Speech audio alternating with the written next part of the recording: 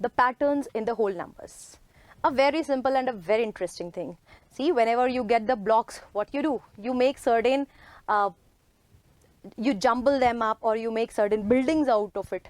It's the same thing here. Now instead of blocks, you have been given the whole numbers. Like if I give you a whole number, maybe 3, maybe 4, maybe 5, or any number, can we arrange them by using dots? And can we make various patterns out of it? Can we make various shapes from it? Let's check it out. So here I have given 6 dots. Now all these dots are arranged in such a manner that they are forming a rectangle. How many rows are there, if you can tell me? So we find there are first row and second row. There are 2 rows. And how many columns are there? First column, second column, and third column. So here we have arranged 6 dots in different ways, like 2 and 3. So 2 are the rows and 3 are the columns. So you can write the number 2 into 3, 6 in this manner also. Can 6 dots be arranged in any other way? Let's find out. Numbers can be arranged in the elementary shapes made of dots.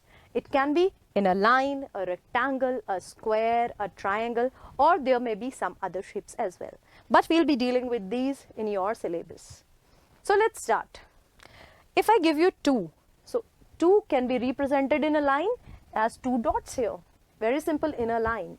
Now, if I give you a number 4, then 4 can be represented as a square, as a 2 by 2. 2 dots in row and 2 the columns for it. So here 6 is represented as a rectangle in the form of 2 rows and 3 columns. In the same way, we can also represent the number 3. Let's see. 3 can be represented as a triangle with 2 dots in a line and 1 below. So it's forming a shape of a triangle. It forms a shape of a rectangle. Similarly, various numbers can also be represented to form various shapes. And pattern observation. You will be using certain patterns to observe, and conclusion can be made from it. For example, these patterns can guide us in simplifying the process. For example, suppose if I give you a number 117 and you want to add 9 to it. Very simple. See, what do we use in Vedic maths? What do we use in quick calculations? As simple as that. I'll write 9 as 10 minus 1. Why 10 minus 1? Because it is easy to add the number 10. So first I'll do 117 plus 10. I'll get 127, and then subtract 1 from it. Directly I'll get 126. Easy. So whenever we want to add 9 to any number, add 10, subtract 1.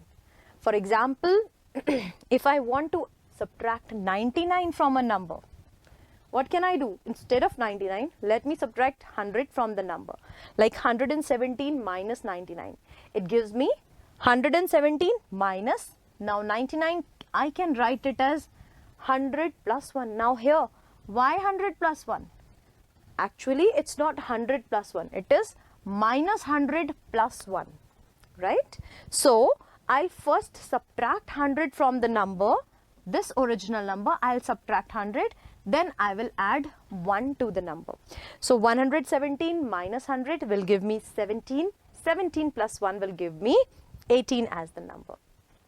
Similarly, can I apply the same thing to multiplication also? Yes. 96 multiplied by 5. Here asterisk means, the symbol means multiply here. So 96 multiply by 5.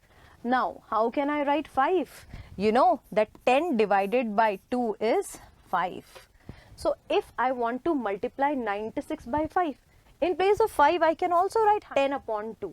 So, I can say 96 multiplied by 5 can be written as 96 multiplied by 10 upon 2.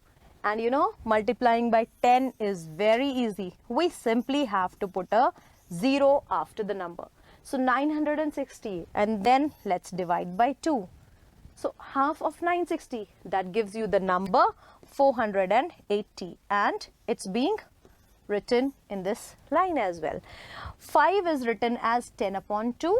Then 96 is first multiplied by 10, gives you 960, divided by 2 will give you 480.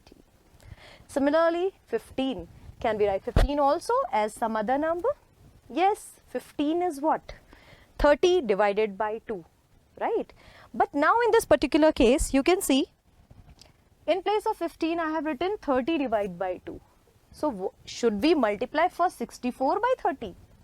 Or it is better 64 multiplied by 30 upon 2. What can be done first? Shall we multiply it by 30 or shall we first divide 64 by 2? Choice is yours. You can do it anyways. You can first multiply 64 by 30 to give you the number 1920, and then you can divide it by 2. This can also be done. And what is half of 192? The number will be half of 192.